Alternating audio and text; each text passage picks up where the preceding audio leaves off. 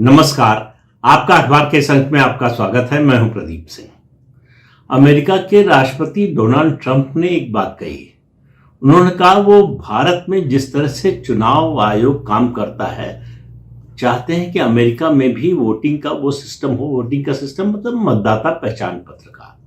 वो save America act नाम से कानून बनाने जा रहे हैं, जिसमें यह अनिवार्य होगा कि जो भी मतदाता है उसको अपनी नागरिकता का प्रमाण देना पड़ेगा, जैसे भारत में है। उन्होंने सोमवार को प्रेस से बात करते हुए कहा कि उनके अधिकारियों ने भारत के मुख्य चुनाव आयुक्त ज्ञानेश कुमार से बातचीत की है। ज्ञानेश कुमार ने उन लोगों से कहा कि भाई, अमेरिका जैसे देश में आप बिना फोटो आइडेंटिटी कार्ड के कैसे चुनाव करा सकते हैं? तो अमेरिका भी उसी तरह से चुनाव कराना चाहता है। डोनाल्ड ट्रंप ने कहा कि पिछले चुनाव में, यानी 2024 का जिक्र कर रहे थे वो, 64 करोड़ 60 लाख लोगों ने वोट दिया और उसमें से 1% भी पोस्टल बैलेट के थ्रू नहीं आया। सब इलेक्ट्रॉनिक वोटिंग मशीन के जरिए वोटिंग हुई। तो उन्होंने इसको भारत की बड़ी उपलब्धि माना और ये शब्द तो इस्तेमाल नहीं किए, लेकिन कहा कि अमेरिका को सीखने की जरूरत है। अमेरिका को भी इस सिस्टम को अपनाने की जरूरत है। अमेरिका में अभी है सेल्फ अटेस्टेशन का सिस्टम कि आप कहते हैं कि आप अमेरिका के नागरिक हैं तो आप वोट दे सकते हैं। आपको कोई आइडेंटिटी प्रूफ नहीं दिखाना पड़ता कि आप अमेरिका के नागरिक हैं और वैलिड वोटर हैं कि नहीं।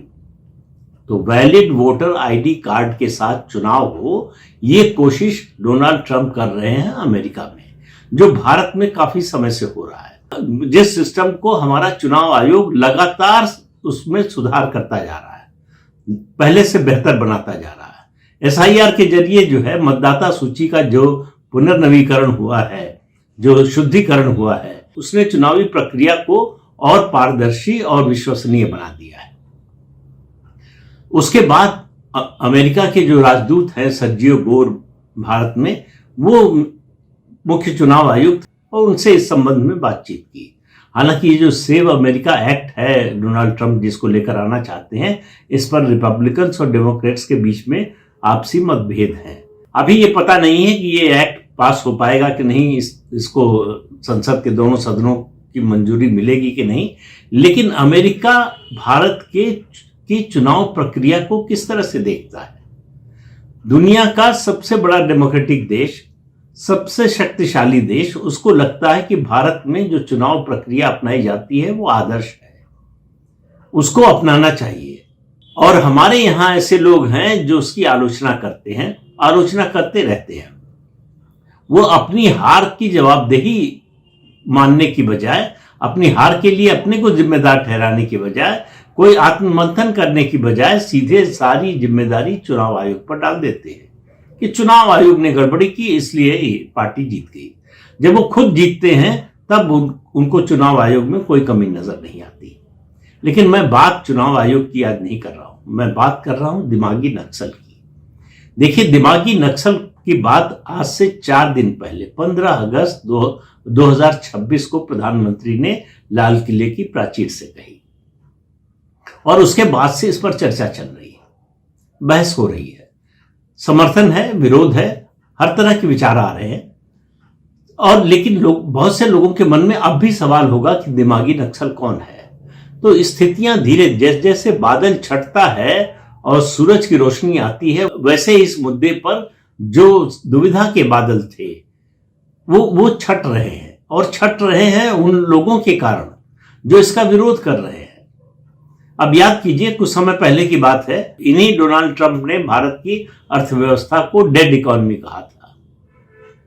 तब कांग्रेस पार्टी और उसके साथी दलों ने कितना इसका शोर मचाया था कि डोनाल्ड ट्रंप भी कह रहे हैं कि भारत की अर्थव्यवस्था खत्म हो चुकी है। सबसे आगे बढ़ चढ़कर इसको फैलाया राहुल गांधी ने, और उन्होंने कहा कि पत्रकारों से कहा कि आप लोगों को मालूम नहीं, प्रधानमंत्री को पता नहीं है, वित्त मंत्री को पता नहीं है, लेकिन दुनिया को पता है, अमेरिकी राष्ट्रपति को पता है कि भारत डेड इकोनॉमी है। भारत दुनिया की 4थे नंबर की इकोनॉमी है। भारत दुनिया की सबसे तेजी से बढ़ती इकोनॉमी है और लगातार बढ़ रही है। कोरोना के बाद से जो हमने रिकवरी शुरू की वो आज तक जारी है। अमेरिका ईरान युद्ध के बावजूद, जिसमें बहुत परेशानी हुई हमको, खासतौर से एनर्जी के मामले में, चाहे तेल हो चाहे गैस हो, इन सब मामलों में, उसके बावजूद हमारा एक्सपोर्ट लगभग 20% बढ़ गया है जुलाई में।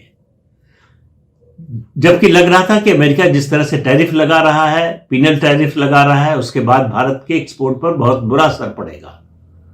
हुआ ठीक इसका उल्टा, भारत का एक्सपोर्ट बढ़ गया। ट्रंप जब ये कहें कि भारत की इकोनॉमी डेड इकोनॉमी है तो खुशी से ढोल बजाने लगे, खुशी से नाचने लगे। वही लोग सन्निपात का शिकार हो जाते हैं जब डोनाल्ड ट्रंप भारत के चुनाव आयोग की प्रशंसा करते हैं। अब भारत के चुनाव आयोग की प्रशंसा पर तो गर्व होना चाहिए। अगर दुनिया का कोई भी देश भारत के चुनाव आयोग की, भारत के मुख्य चुनाव आयुक्त की प्रशंसा करता है कि जिस तरह से वो काम कर रहे हैं, तो उस पर किसी भी देशवासी को गर्व होना चाहिए, खुशी होनी चाहिए कि हमारी जो व्यवस्था है वो दुनिया उसको आदर्श के रूप में देखती है। यहीं पर दिमागी नक्सल आ जाते हैं। तो दिमागी नक्सल कौन है, इस घटना के आधार पर समझिए। हर घटना को ध्यान से देखिए, आपको समझ में आएगा दिमागी नक्सल कौन है। दोनों बयानों पर गौर कीजिए डोनाल्ड ट्रंप के। एक में उन्होंने कहा कि भारत की अर्थव्यवस्था डेड इकोनॉमी है, मतलब भारत की आलोचना की, भारत की निंदा की, भारत को नीचा दिखाने की कोशिश की, भारत को अर्थव्यवस्था को खराब बताने की कोशिश की, यानी भारत की प्रतिष्ठा गिराने की कोशिश की। और ये दूसरा बयान उनका है जो सोमवार को अभी आया है, जो भारत के चुनाव आयोग के बारे में, भारत के चुनाव आयुक्त के बारे में उन्होंने कहा। भारत के चुनाव आयुक्त ज्ञानेश कुमार की हमारे अधिकारियों से बातचीत हुई है। ज्ञानेश कुमार ने कहा कि अमेरिका जैसा देश बिना वैलिड फोटो आइडेंटिटी कार्ड के कैसे चुनाव करा सकता है। डोनाल्ड ट्रंप कह रहे हैं कि हम चाहते हैं हमारे जो मतदाता हैं उनके पास ऐसा कार्ड हो जिससे साबित हो कि वो अमेरिका के नागरिक है। अब ये जो बात भारत के चुनाव आयोग और मुख्य चुनाव आयुक्त के बारे में कही गई है, ये भारत की प्रशंसा है, भारत की प्रतिष्ठा बढ़ाने वाला है। तो अब आप सोचिए कि भारत की निंदा करने, भारत की प्रतिष्ठा गिराने की बात करने वाले की बात पर आप खुश होते हैं, और भारत की प्रतिष्ठा बढ़ाने वाले, भारत की प्रशंसा करने वाले बयान पर आप नाराज होते हैं। तो आप एक बात तो साबित हो गई कि आप भारत के हितैषी नहीं हैं। और जो भारत का, बड़ी सिंपल सी परिभाषा है दिमागी नक्सल की, भारत की प्रतिष्ठा, भारत की प्रशंसा से जिसको परेशानी होती है वो दिमागी नक्सल है। भारत की आलोचना, भारत की निंदा, भारत की प्रतिष्ठा गिराने के बयान या गिराने वाली बात से जो खुश होता है वो दिमागी नक्सल है। और दोनों यहीं मिल जाते हैं। आप देखिए कांग्रेस पार्टी को, आप बाकी पार्टियों को छोड़ दीजिए क्योंकि सबसे बड़ी विपक्षी पार्टी तो कांग्रेस पार्टी ही है। कांग्रेस पार्टी को देखिए, कांग्रेस पार्टी में इतनी ज्यादा तिलमिलाहट है डोनाल्ड ट्रंप के इस बयान से, बजाय इसके कि खुश होने के कि देश की चुनाव व्यवस्था की प्रशंसा हो रही है। अमेरिका जैसी डेवलप्ड कंट्री जिसके पास दुनिया की state of the art technology है, सब कुछ है, पैसा है, शक्ति है, हथियार है, दुनिया भर में प्रभाव है दुनिया भर के देशों पर, उसको लग रहा है कि उसके यहाँ जो चुनाव प्रक्रिया है, जो चुनावी व्यवस्था है, उसमें खामी है। लेकिन भारत की चुनाव व्यवस्था में खामी नहीं है, हमको उसका मॉडल अपनाना चाहिए, उसके रास्ते पर चलना चाहिए। तो ये किसी भी भारतीय के लिए गर्व का विषय ही हो सकता है। कोई भारतीय इस बात से कैसे नाराज हो सकता है कि एक बड़ा देश, दुनिया का बल्कि सबसे बड़ा देश, भारत की चुनावी प्रक्रिया की प्रशंसा कर रहा है। तो कौन कर सकता है? दो तरह के लोग, और दोनों आखिर में जाकर, जैसे रास्ते अलग अलग जाते हुए कहीं जाकर एक जगह मिल जाते हैं, वैसे ही ये दोनों एक जगह मिल जाते हैं। ऐसी बात पर, भारत की प्रशंसा पर नाराज वो होते हैं, पहला जो दिमागी नक्सल है, जो हर हाल में, हर कीमत पर, हर अवस्था में भारत का विरोध करना चाहते हैं, भारत को नीचा दिखाना चाहते हैं, भारत की निंदा करना चाहते हैं। दूसरे वो लोग हैं जो लगातार चुनाव हार रहे हैं, तो उनको लगता है, वो कहावत है ना, नाच ना आवे आंगन टेढ़ा, तो उनको लगता है कि हमारे अंदर कोई कमी नहीं है, हमारे अंदर कोई खराबी नहीं है, हमारी कोई कमजोरी नहीं है। ये चुनावी व्यवस्था है, चुनावी प्रक्रिया है जो हमें हरवा रही है, और ये चुनावी प्रक्रिया है, ये चुनावी व्यवस्था है जो भारतीय जनता पार्टी को जिता रही है। लेकिन ऐसा भी नहीं है कि भारतीय जनता पार्टी लगातार चुनाव सब जगह जीत ही रही हो, हार भी रही है। और सबसे बड़ा उदाहरण तो 2024 का लोकसभा चुनाव है, जहां बहुमत चला गया भारतीय जनता पार्टी का।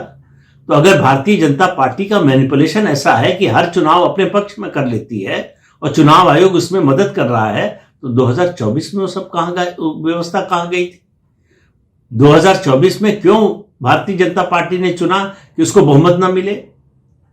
तो ये जो तर्क हैं ये तथ्यों पर आधारित नहीं है, ये इन लोगों के दिमाग में वो जो दिमागी नक्सल की विचारधारा बैठी हुई है वो बताती है।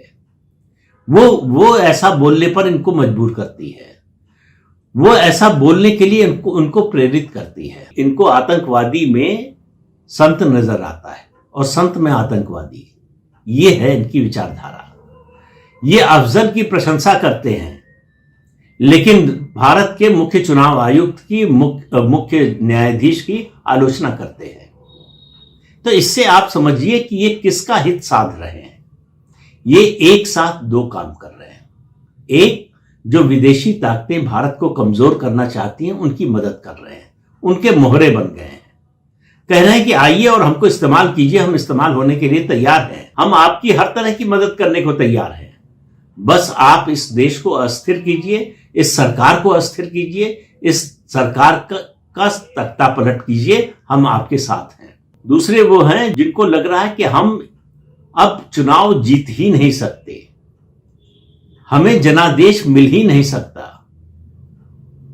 तो हमको कोई ऐसा रास्ता अपनाना पड़ेगा जिससे हमको बिना चुनाव लड़े जीत हासिल हो और बिना चुनाव के इस सरकार को सत्ता से हटाया जा सके। ऐसे लोग ही दरअसल दिमागी नक्सल हैं, जो हर समय नकारात्मक सोचते हैं, देश के विरोध में सोचते हैं, समाज के विरोध में सोचते हैं कि समाज में कैसे विद्वेष पैदा किया जाए, कैसे बंटवारा पैदा किया जाए, कैसे विभाजन रेखा खींची जाए जिससे लोग आपस में लड़े।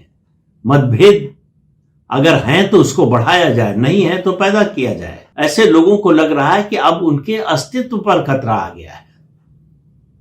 पहले जब तक हथियारबंद नक्सल थे उनका समर्थन करते थे, उनके समर्थन में किसी हद तक जाने को तैयार रहते थे। वकीलों की पूरी फौज थी, बड़े वकीलों की, जो सुप्रीम कोर्ट में इन नक्सलियों का समर्थन करती थी और उसकी वजह से हजारों जनजातीय लोग मारे गए। जो सलवा जुडूम की नीति थी, हालांकि बनाई हुई कांग्रेस पार्टी की सरकार की ही थी छत्तीसगढ़ की, उसको सुप्रीम कोर्ट से खत्म करवाया ये अर्बन नक्सल्स ने और मारे गए जनजातीय लोग। लेकिन उस समय भी कांग्रेस पार्टी ने उसका विरोध नहीं किया। कांग्रेस पार्टी तो इसके लिए भी तैयार थी, मैंने कल भी आपको बताया था, पी चिदंबरम गृह मंत्री थे, कि आप हथियार मत छोड़िए। नक्सलियों से कह रहे थे कि हथियार छोड़ने की जरूरत नहीं है, बस हमसे बातचीत कर लीजिए, हथियार भी रखिए, हिंसा भी कीजिए। हथियार न छोड़ने का कहने का क्या मतलब है? हथियार किस लिए है? हथियार अगर राज्य के पास होता है तो वो लोगों की सुरक्षा के लिए होता है। हथियार अगर नॉन स्टेट एक्टर्स के पास होता है तो लोगों के लिए की सुरक्षा के लिए खतरा बनता है। तो नक्सलियों से कह रहे हैं कि आप हथियार मत छोड़िए, आइए हमसे बात कर लीजिए। वही चिदंबरम कह रहे हैं कि मैं दिमागी नक्सल हूं, मैं मानता हूं और मुझे इस पर गर्व है। और उनकी पार्टी रोज इस तरह के बयान दे रही है जिससे वो साबित कर रही है कि दरअसल पूरी पार्टी ही दिमागी नक्सल हो गई है, उसकी सोच ही वही हो गई है। कौन सी सोच? विध्वंस की सोच, अराजकता की सोच, देश में अव्यवस्था फैलाने की सोच। कांग्रेस पार्टी उसके लिए किसी भी हद तक जाने को तैयार है। कांग्रेस पार्टी को भारत की प्रशंसा स्वीकार ही नहीं है। क्यों? क्योंकि नरेंद्र मोदी प्रधानमंत्री हैं, भारतीय जनता पार्टी की सरकार है, तो ऐसे में भारत की प्रशंसा कैसे स्वीकार हो सकती है? इनको लगता है कि नरेंद्र मोदी के प्रधानमंत्री रहते और भाजपा की सरकार रहते इस देश में सब बुरा हो रहा है, ये सब लोग कहें। हो रहा है ये ऐसा नहीं, सब लोग कहें कि बुरा हो रहा है, सब लोग कहें कि जनतंत्र खत्म हो गया, सब लोग कहें कि अधिनायकवाद खत्म हो गया। जनतंत्र खत्म हो गया तब जंतर मंतर पर लोग प्रधानमंत्री और उनकी स्वर्गीय मां को गाली दे रहे हैं। एक आदमी के खिलाफ एक्शन नहीं हुआ। केवल मजरू सुल्तानपुरी ने इतना लिख दिया था जवाहरलाल नेहरू के लिए कि नेहरू को कहा था कि यह हिटलर का चेला है, एक कविता में कह दिया था। 1 साल तक जेल में रखा नेहरू जी की सरकार ने। तब डेमोक्रेसी थी, जनतंत्र था। आज आप प्रधानमंत्री को और उनकी स्वर्गीय मां को गाली दे रहे हैं और खुले घूम रहे हैं, तो डेमोक्रेसी खत्म हो चुकी है। इस अंतर को समझिए, इस मानसिकता को समझिए। किसी पार्टी पर मत जाइए, किसी नेता पर मत जाइए। किसी नेता का समर्थन करने, पार्टी का समर्थन करने की जरूरत नहीं है। देश का समर्थन कीजिए। देश के हित में क्या है, ये जो दिमागी नक्सल्स जो कर रहे हैं, जो बोल रहे हैं और जिस तरह का वातावरण बनाने की कोशिश कर रहे हैं, एक बार ठंडे दिमाग से सोचिए कि क्या वो भारत देश के हित में है। अगर आपको लगता है, जिसको भी लगता हो कि भारत के हित में है, तो उसे समर्थन करना चाहिए। लेकिन भारत का विध्वंस करके भारत का हित कैसे हो सकता है? भारत की स्थापित व्यवस्थाओं को खत्म करके भारत का हित कैसे हो सकता है? भारत की संवैधानिक संस्थाओं का अवमूल्यन करके भारत का हित कैसे हो सकता है? भारत की चुनी हुई सरकार की प्रतिष्ठा गिराने की लगातार कोशिश भारत के हित में कैसे हो सकती है? ये ऐसे प्रश्न हैं जिनका उत्तर हमें रोज एक बार सोचना चाहिए, रोज विचार करना चाहिए कि क्या हो रहा है और इसमें हमारी भूमिका क्या हो सकती है। डेमोक्रेसी में आम जनता की एक ही भूमिका होती है, सारी गतिविधियों पर, घटनाक्रम पर नजर रखना और उसके आधार पर राय बनाना, और जब चुनाव आए तो अपना फैसला सुनाना। तो इस अंक में इतना ही। अगले अंक में फिर मिलेंगे किसी नए मुद्दे के साथ। तब तक के लिए अनुमति दीजिए। नमस्कार।